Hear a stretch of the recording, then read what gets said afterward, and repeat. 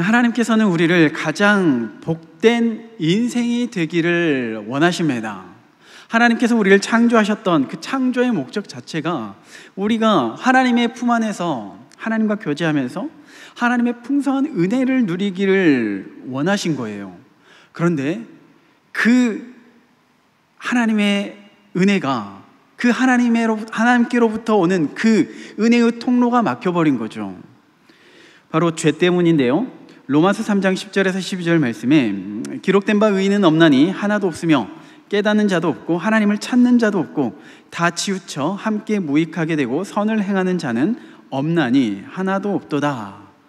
우리는 하나님을 통해서 하나님의 은혜를 공급받고 풍성한 그 정말 우리가 말로 표현할 수 없는 그 모든 그 복된 삶을 누릴 수가 있는데 죄로 인하여서 하나님과 단절된 거죠.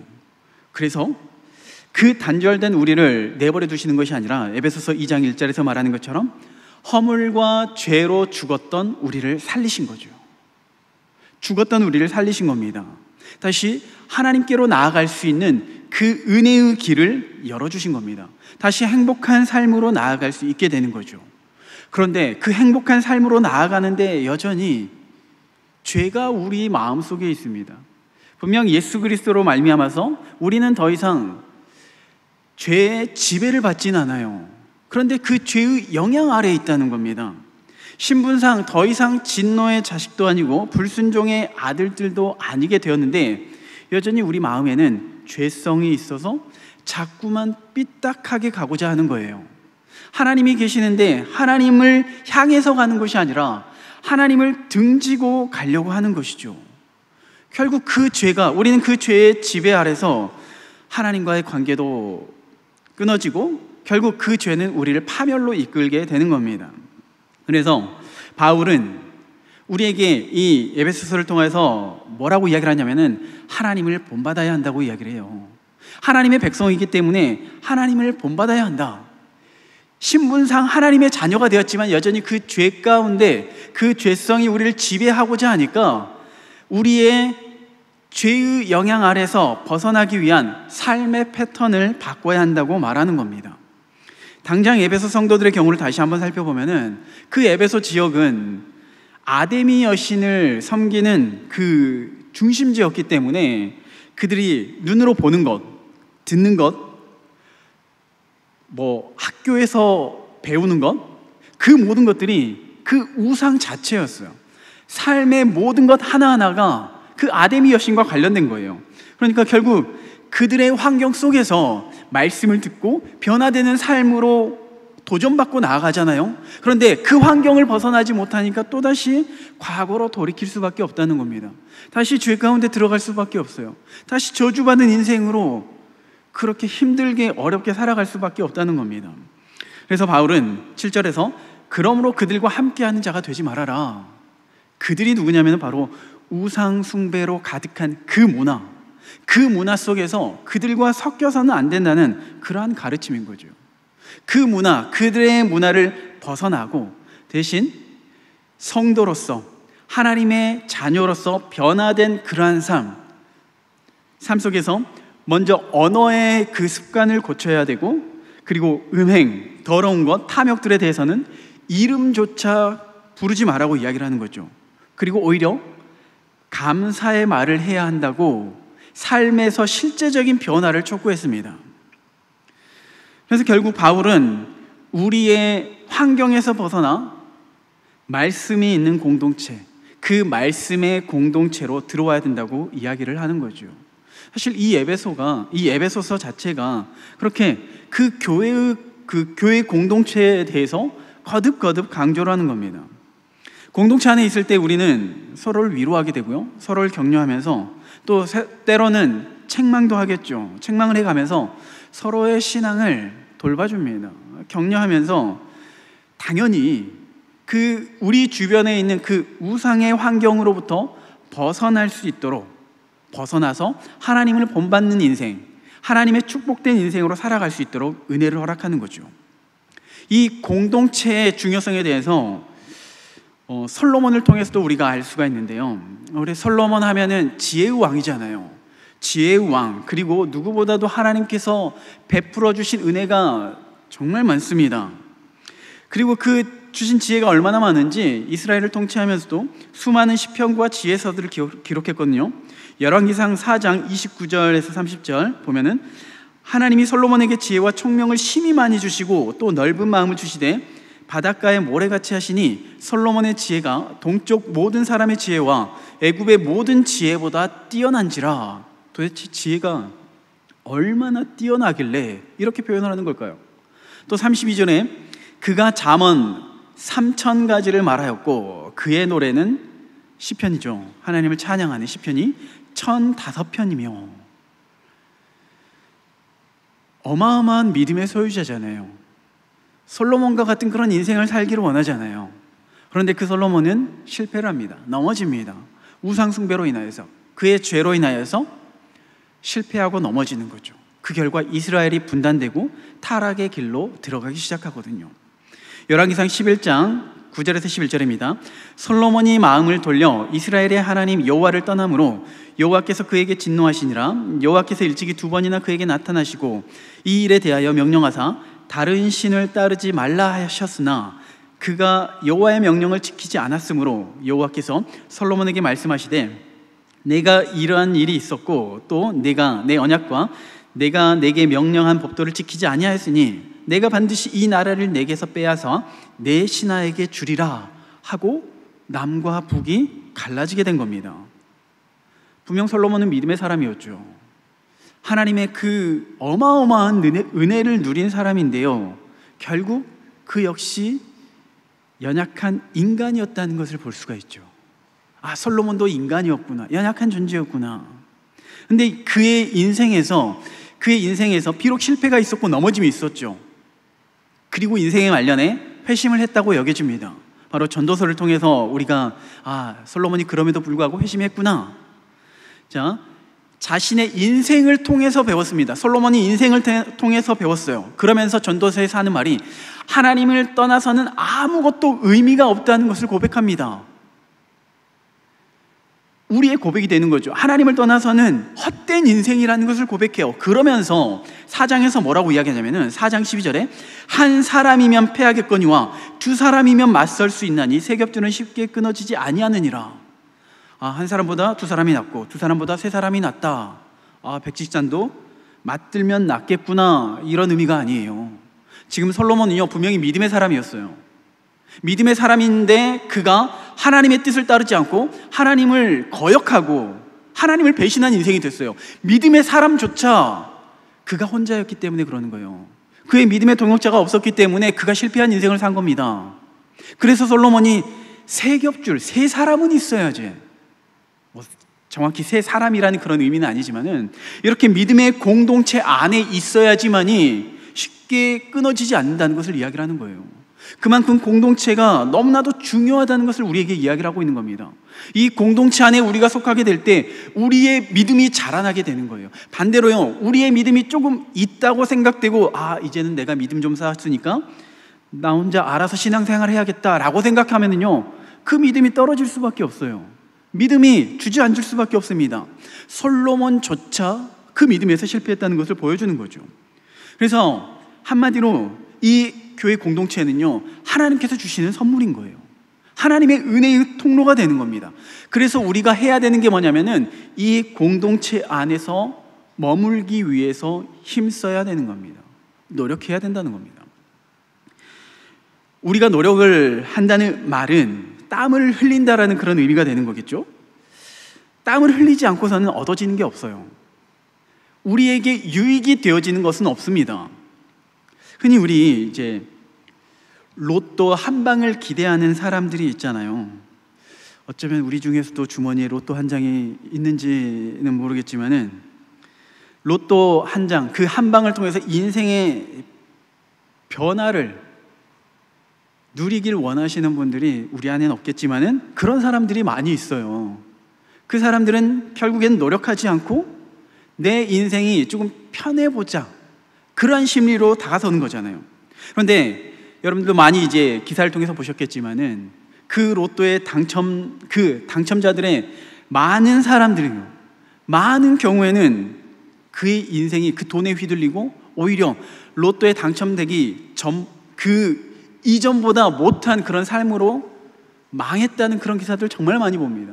물론 그렇지 않은 경우도 있긴 하지만요. 그런데 애초에 이 불로소득, 노동, 그 땀을 흘리지 않는 것은요, 하나님께서 원하시는 게 아니에요. 하나님께서 기뻐하시는 소득은 열심히 땀을 흘려 그 일한 노동을 전제로 하고 있어요. 그러니까 혹시라도 내가 로또 1등 당첨되면은 내가 우리 교회를 위해서 11조를 하고 감사헌금을 하고 이런 마음이 있다면은 일찌감치 포기하시고 로또를 버리시길 바랍니다. 대신 집에 또 다른 로또가 있잖아요. 그 집에 계시는 로또에게 잘 대접해 주시고 관심 가져주시고 아껴주시면요, 오히려 그 로또를 통해서 우리가 더 많은 은혜를 누리게 될 겁니다. 이러한 은혜가 있기를 소망합니다. 어쨌든 우리 삶에 이렇게 노력이 있어야지만이 그런 하나님의 기쁨의 열매를 맺을 수가 있는데, 노력 없이 얻어지는 것들이 있긴 해요. 그게 뭐냐면은 찾아보니까 실수, 실패, 좌절, 나태, 게으름, 원망, 부정적인 모든 것들이 이 안에 포함되더라고요. 세상에서도요, 노력하지 않으면요, 이러한 부정적인 열매들이 따라와요. 당연하게 따라옵니다. 하물며 우리의 믿음 생활에서 우리의 신앙에 노력이 없다면요, 우리의 신앙에 노력이 없으면서 어떻게 하나님의 열매를 맺을 수가 있어요? 이건 말이 되지 않는 거죠. 마치 로또를 기대하는 것과 같은 거죠. 우리의 신앙생활에 반드시 노력이 필요하고 수고와 헌신이 따르게 되는 겁니다. 그런데 이제 여기서 또 한 가지 짚고 넘어가야 되는 게 있는데요, 기도에 대해서 오해를 하고 계시는 분들이 더러는 계세요. 우리 신앙생활에 있어서 기도는 너무나도 중요합니다. 기도를 통해서 힘을 얻거든요. 그런데 우리는 이 기도를 하는 것이, 이 기도를 했기 때문에 나는 이제 다 이루었구나 하고 아무것도 안 하는 경우가 있어요. 기도를 통해서 우리의 삶이 변화가 되기 위해서 열심히 기도하잖아요. 그런데 정작 기도만 하고 끝나버리는 거예요. 이게 뭐와 같냐면요, 학생들이 공부를 하기 위해서는 책상과 친해져야 됩니다. 책상에 붙어 있어야 되죠. 열심히 책상에 앉아서 공부를 해야 되는데, 그런데 이 아들내미가 책상에만 앉아 있어요. 공부는 안 하고 책상에서 핸드폰하고 만화책 보고 딴 생각하고, 그러면은 책상과 친해진다고 해서 이 자녀가 공부가 잘하게 될까요? 좋은 결과를 기대할 수 있을까요? 기대할 수 없더라고요. 제 자신을 보니까. 친해진다고 해서, 책상과 친해진다고 해서 공부가 저절로 잘해지는 것은 아니에요. 공부에 노력이 필요한 거죠. 이 말에 찔림이 있는 게 뭐냐면은, 제가 이제 한창 이제 운동을 할 때는 헬스장도 다니고, 또 헬스장 갈 시간이 없으면은 집에서도 사무실에서도 뭐 그냥 일상에서 걸으면서도 막 열심히 운동을 해요. 근데 요즘에는 이제 운동을 좀 뜸하게 됐거든요. 운동을 안 하다 보니까 죄책감이 드는 거예요. 불안한 마음이 드는 거예요. 그런데 이 불안한 마음이 조금씩 사라지기 시작했습니다. 일단 집에 가면은요, 운동복부터 갈아입어요. 운동복 갈아입고요, 이제 집을 나가면 되는 거거든요.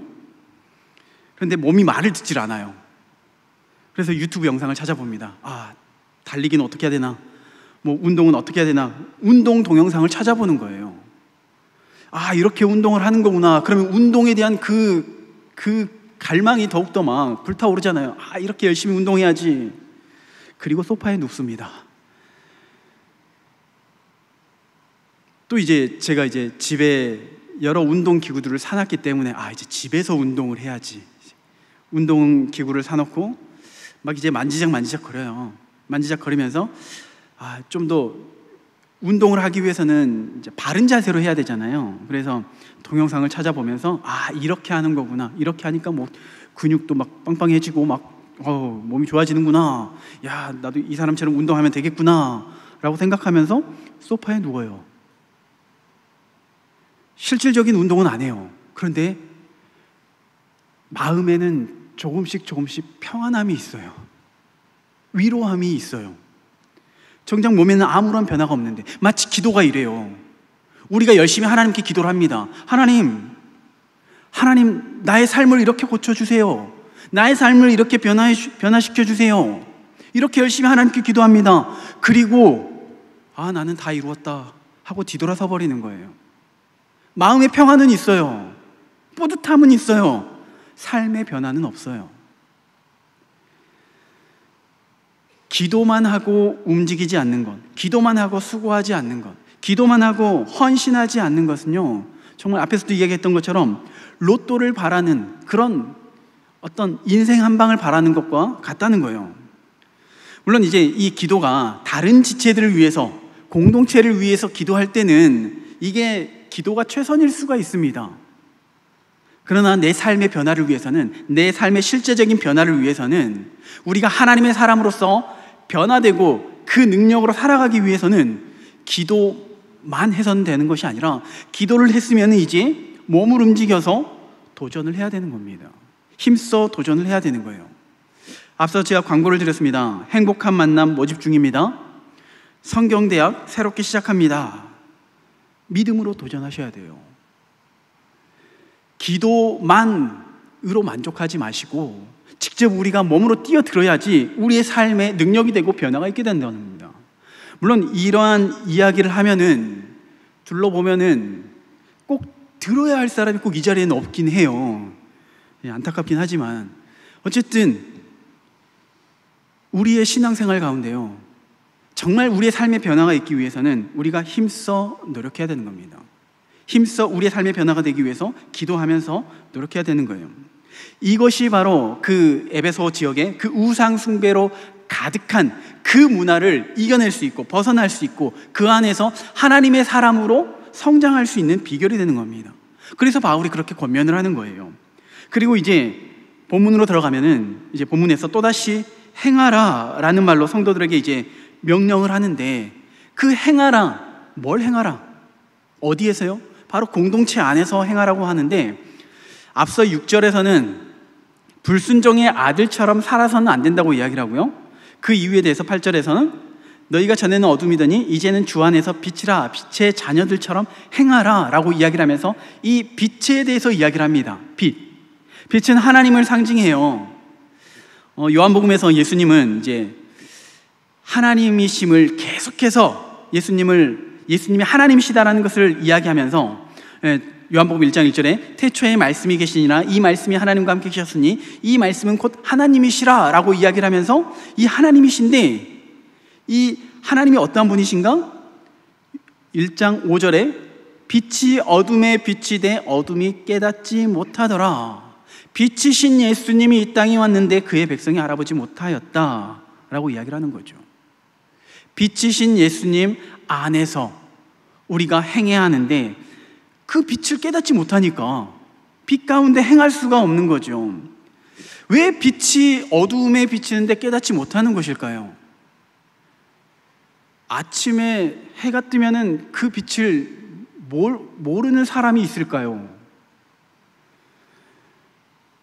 몰라서 모르는 게 아니라 눈을 닫고 귀를 닫았기 때문에 모르는 거예요. 그러면은 왜 빛을 깨닫지 못하는 것일까? 아니, 왜 빛을 이해하지 못하는 것일까? 왜 그럴까? 이렇게 고민을 해봤는데요, 빛으로 나아가게 되면은 우리의 허물이 보이는 게 문제가 되는 거죠. 내가 공동체에 조금 깊게 들어가면은 내 아픔이 드러나요. 내 상처가 고스란히 드러나게 됩니다. 이게 싫은 거죠. 그냥 적당히 멀리서 딱 이 정도 선에서 그냥 인사만 하고 끝나는 정도, 저는 이 정도가 좋습니다 라고 생활하면서 신앙생활 하신 분들이 우리 교회는 그렇게 많지는 않은 것 같지만은 한국 교회에 엄청 많이 있어요. 공동체 안에 깊게 들어가기를 싫어하는 거예요. 내 연약함이 보이기 때문에 그래요. 저는 어렸을 때 가정이 깨어지는 그런 아픔을 경험했거든요. 가정이 깨어지다 보니까요, 친구들을 사귀게 되는데 친구들과 깊게 사귈 수가 없더라고요. 보통 친구들과 사귀게 되면은 그 친구들의 집에 가서 같이 어울리고 밥도 얻어먹고 날도 새면서 이렇게 남자애들은 그렇게 놉니다. 그렇게 노는데 그 친구 집에 못 가요. 그 친구를 집에 데려올 수가 없어요. 새엄마와 함께하는 것이 창피했고, 집에 제 개인 방이 없는 것도 창피하고, 친구가 집에 오면은 대접할 수 있는 것도 없으니까 창피하고. 그래서 애초에 친구들과 사귀면은요, 저도 적당히 선을 긋습니다. 딱 이 정도 선에서.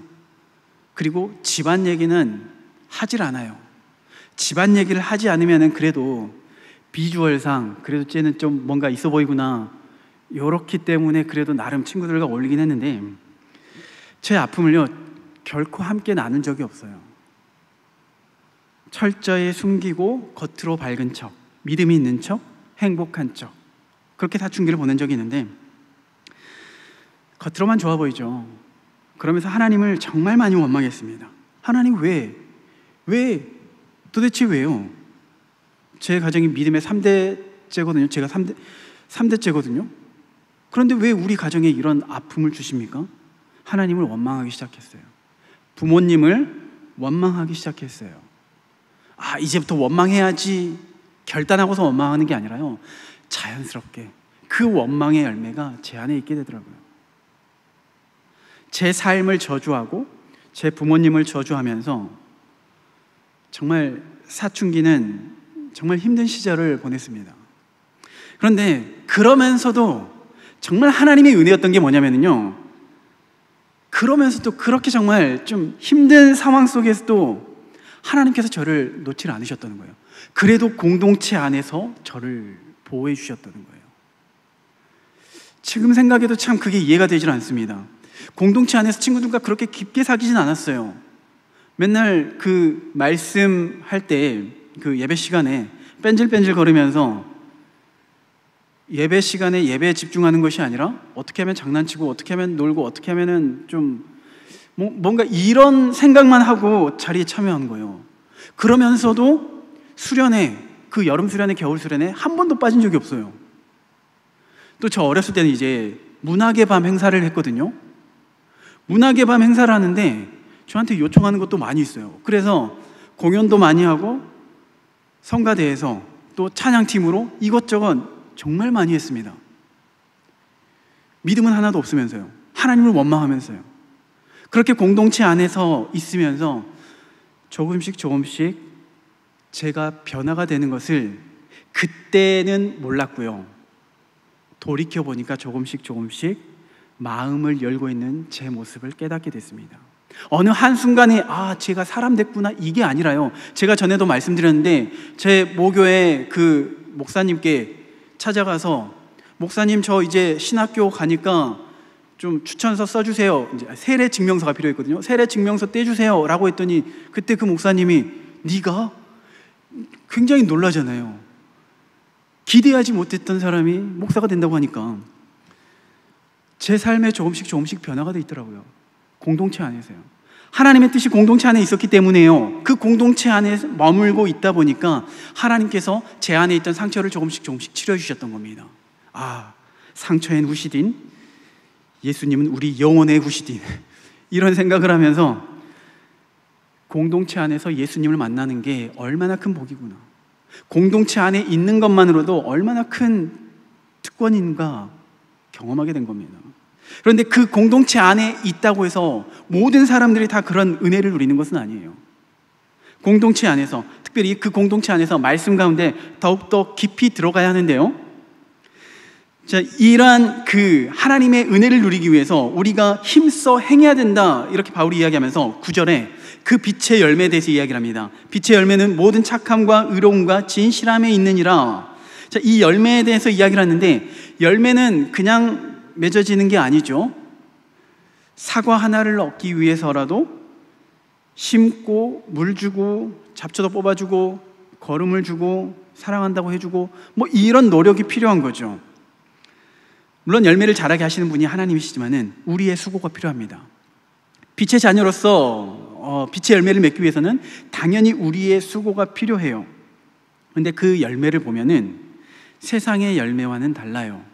그러면 우리가 이 공동체 안에서 어떤 노력, 무슨 노력을 해야 되는가? 그냥 공동체 안에 있다고 해서 이런 열매를 맺어지는 게 아니라는 건데요.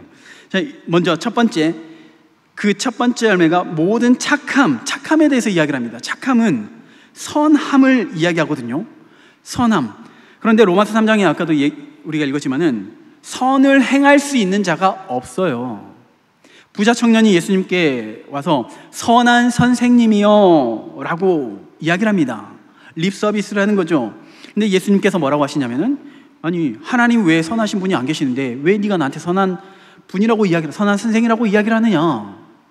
그러니까 다시 돌려서 말하면은, 네가 나를 하나님으로 인정하지 않으면서 어째서 나한테 선한 선생이라고 이야기를 하느냐. 그러니까 겉으로만 지금 나를 이렇게 떠받쳐주고 이런 립 서비스를 하는 거 아니냐, 이렇게 책망하는 거예요. 실제적으로 우리가 생각하는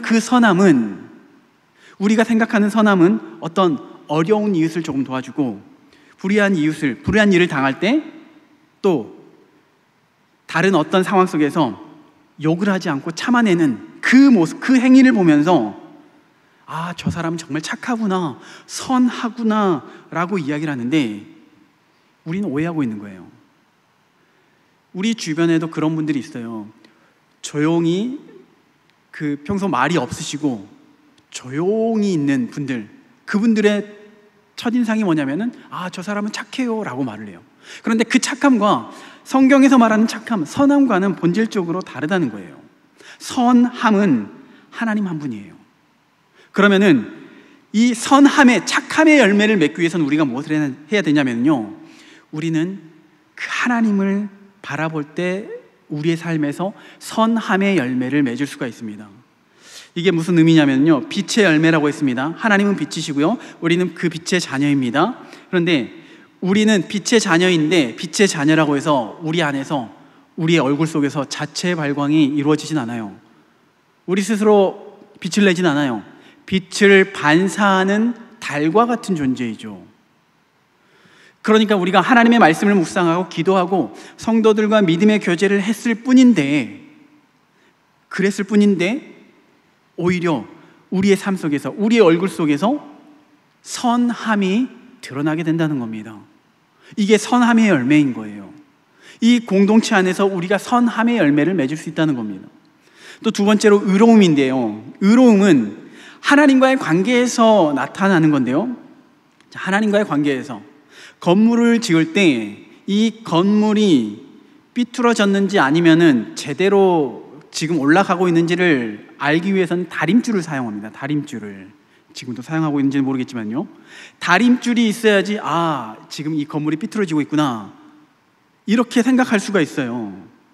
정확한 어떤 기준이 있어야지만이 그 기준에 나의 삶을, 나의 신앙을, 나의 믿음을 대입하면서 아, 내가 지금 바른 길로 가고 있구나, 이렇게 알 수가 있어요. 시골 마을에 가면은 꼭 바르게 살자라는 비석이 있잖아요. 바르게 살자. 그러면 도대체 바르게 살자, 어떻게 살 때 바르게 사는 건데요? 답을 못해요. 세상의 기준, 세상의 잣대는요, 매번 바뀝니다. 그때그때 달라요. 진리가 아니기 때문에요, 어제는 그게 합법인데 오늘은 불법이 될 수가 있어요. 어제는 그게 의로웠는데 오늘은 악할 수가 있는 거예요. 어제는 그 사람과 친구였는데 오늘은 원수가 될 수가 있는 거예요. 세상의 기준에는요, 의로움이 없어요. 절대적인 의로움이 없어요. 하나님과 관계 속에서, 공동체 안에서 하나님과의 관계 속에서, 하나님과의 교제 속에서, 하나님의 사랑 안에서 우리의 의로움이 드러나게 되는 겁니다. 아, 저 사람은 하나님을 믿는 사람이구나, 어쩐지 뭔가 다른 사람이구나, 그 의로움이 하나님과의 교제 속에서, 특별히 공동체 안에서 드러나게 된다는 겁니다. 그리고 세 번째는 진실함인데요, 이 진실함, 자, 무인도에서 혼자 진실하면은 이게 진실한 거라 말할 수가 있나요? 무인도에서 혼자 거짓을 말하고자 해도 거짓이 될 수가 없어요. 진실함은 공동체 안에서 사람들과의 관계 속에서만 나타납니다. 하나님을 닮아갈 때, 하나님의 그 성품을 조금씩 닮아갈 때 우리 이웃과 관계를 맺으면서, 우리 지체들과 관계를 맺으면서 진실함이 드러나게 돼요. 그리고 저 사람을 신뢰하는 거죠. 이렇게 이 세 가지 열매의 공통점이 뭐냐면은 바로 이 열매를 내가 이제 이 열매가 좋아 보이니까 내가 맺어야겠다, 이 열매를 좀 키워봐야겠다라고 해서 되어지는 게 아니에요. 하나님과의 관계 속에서, 하나님과의 교제 속에서, 특별히 공동체 안에서 하나님의 뜻 가운데 행할 때 이 빛이 우리에게 비치면서 이 열매들이 우리의 삶에서 나타나게 된다는 겁니다. 그러니 우리의 공동체가 얼마나 중요한가요? 이 공동체 안에 머무는 게 얼마나 중요한지 우리는 알아야 되는 거예요. 또 이 열매의 특징이 있는데요, 이어서 나오는데, 이 열매들이, 이 빛의 열매들이 비춰질 때 믿지 않는 사람들이 찔림을 받아요. 11절에서 13절 말씀입니다. 너희는 열매 없는 어둠의 일에 참여하지 말고 도리어 책망하라. 그들이 은밀히 행하는 것들은 말하기도 부끄러운 것들이라. 그러나 책망을 받는 모든 것은 빛으로 말미암아 드러나나니 드러나는 것마다 빛이니라. 우리가 믿지 않는 사람들과 교제를 하잖아요. 주변에 믿지 않는 사람들이 많이 있습니다. 그런데 그 믿지 않는 사람들을 어떻게 책망합니까? 당신은 예수 안 믿으면 지옥 가요, 이렇게 책망하십니까? 그러면 오히려 우리하고 관계가 더 멀어질 거예요. 역효과가 날 겁니다. 전혀 복음에 하나님께서 일하시면 또 다르기도 하겠지만은 비효율적이라는 거죠. 믿지 않는 남편, 믿지 않는 아내에게 예수 믿지 않고 주일에 우리 놀러 갑시다, 놀러 안 가면은 이혼합시다, 막 이렇게 하면은 뭐라고 해요? 사탄아 물러가라, 이렇게 이야기하면은 듣는 사탄이 시험 들 수가 있기 때문에 그런 말을 해서는 안 된다는 거죠. 그러면 어떻게 하면 그들에게 진리를 보여줄 것인가? 어떻게 하면 빛을 보여줄 것인가? 우리의 삶 속에서 그들과 함께 교제하면서 그들의 문화에 섞이지 않는 거예요. 세상은 뭔가 지금 잘못되고 있어요. 예를 들어서 TV 뉴스에서 뭔가 부조리한 일들이 발생하고 있어요. 그러면은 믿지 않는 사람들은 손가락질 하겠죠. 저 사람 저거 손가락질 하겠죠. 그러면은 믿는 우리도 그 사람의 마음을 알아서 함께 손가락질 해야 되나요? 아니에요. 설령 정말 마음에 들지 않더라도 잠잠히 있어야 되는 거죠. 함께 욕하는 것이 아니라 왜 그럴까? 그의 마음은 알아주되 우리는 세상의 문화에 섞여서는 안 된다는 겁니다. 함께 욕해서는 안 된다는 거예요. 그 세상의 방법 가운데 함께 섞여서는 안 된다는 거예요. 특별히 우리가 힘들고 어려울 때 어떻게 합니까? 점집에 찾아갑니까? 점을 봅니까? 아니면은 세상의 방법으로 이번만 하나님 눈 감아주세요 하면서 예를 들면은 뒷돈을 챙깁니까? 이런 방법으로 하는 것이 아니라요, 그러한 상황 속에서도 하나님의 뜻을 행하는 거예요. 세상의 방법이 아니라 하나님의 뜻을 우리의 삶 속에서 나타내 보이는 겁니다. 하나님의 그 빛의 열매를 우리의 삶에서 드러내 보이는 거예요. 특히 우리가 힘들고 어려운 상황 속에서도 우리가 하나님 때문에 기뻐하잖아요. 원망하고 비난하고 이게 아니라 그럼에도 불구하고 기쁨으로 하나님을 찬양하고 하나님께 나아가잖아요. 그 모습을 바라보면서 믿지 않는 사람들이 도대체 저 사람은 도대체 뭐가 있는데 쥐뿔도 없어 보이는데, 그리고 자신의 삶을 돌아보는 거죠. 나는 저 사람보다 훨씬 더 많이 가졌고 훨씬 더 많이 배웠고 훨씬 더 건강한데 왜 내 삶은 행복하지 않을까 하면서 자신의 삶을 돌아보는 겁니다. 마태복음 5장 14절 15절에요. 너희는 세상의 빛이라. 산 위에 있는 동네가 숨겨지지 못할 것이요 사람이 등불을 켜서 말 아래에 두지 아니하고 등경 위에 두나니 이러므로 집 안 모든 사람에게 비치느니라. 빛은 숨겨지지가 않아요. 숨길 수가 없어요. 숨길 수가 없어요. 바로 그러한 빛의 자녀로서 우리에게 살아가라고 말씀하시는 겁니다. 우리에게 복음을 전하라는 사명을 주셨는데, 물론 우리의 입술을 열어서 예수님 믿으세요 증거하지만요, 우리의 입술의 전도지보다요 우리의 삶의 전도지가 훨씬 더 효과적이라는 거예요. 특별히 우리 믿지 않는 우리 배우자, 남편과 아내, 그분들에게 예수 그리스도를 믿기 때문에 뭔가 다른, 예수 그리스도를 믿기 때문에 뭔가 그들과 다른 그 점을 보여줘야 한다. 그것이 바로 예수 그리스도를 닮은 그러한 성품, 하나님의 빛의 자녀로서 살아가는 그러한 모습이라는 거죠. 그리고 마태복음 5장 16절에 이같이 너희 빛이 사람 앞에 비치게 하여 그들로 너희 착한 행실을 보고 하늘에 계신 너희 아버지께 영광을 돌리라. 착한 행실을 보이라고 이야기를 하는데, 앞서 얘기했던 것처럼 착한 행실은 우리의 어떤 도덕적인 착함을 말하는 게 아니에요.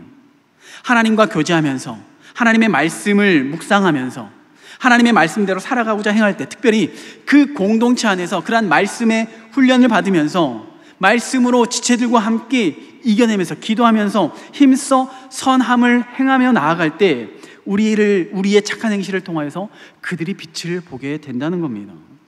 바울은 그 모든 그리스도인들에게 이렇게 강력하게 이야기를 하고 있는 거예요. 14절 말씀 보겠습니다. 그러므로 이르시기를 잠자는 자여 깨어서 죽은 자들 가운데서 일어나라. 그리스도께서 너에게 비추이시리라 하셨느니라. 어떤 사람은 지금 그 빛을 나타내면서 선한 영향력을 나타내는 사람들도 있어요. 그런데 어떤 사람은, 어떤 지체들은요, 공동체 안에 깊숙이 들어오지 못하면서 잠자고 있는 지체들도 있다는 거예요. 빛을 발하지 못하는 지체들이 있다는 거예요. 그 지체들에게도 이야기를 합니다. 깨어서 빛을 발해라. 하나님께서 우리에게 빛을 비추고 계신다, 이 말씀을 하는 겁니다. 하나님의 빛이 우리에게 비춰지고 그 빛이 우리 안에서 숨겨지는 것이 아니라 그 빛이 우리를 통해서 흘러나아가게 될 때요, 그 인생이 가장 복된 인생이 되는 겁니다.